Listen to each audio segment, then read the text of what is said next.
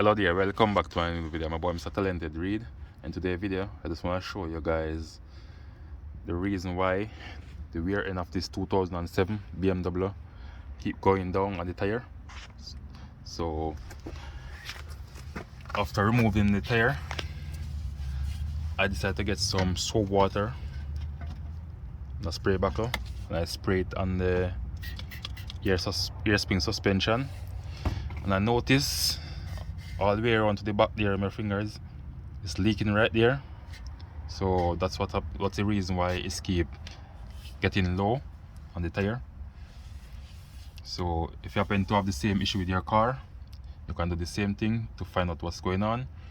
So I check all the lines that goes to the pump. So the pump underneath the vehicle on the passenger side. Let me show you guys. So this is where the pump is. It's a brand new pump I replaced. I check the lines that go to the air suspension. As you can see right here, these are the lines that go all the way to the back to them. And the pump, this is the pump right there.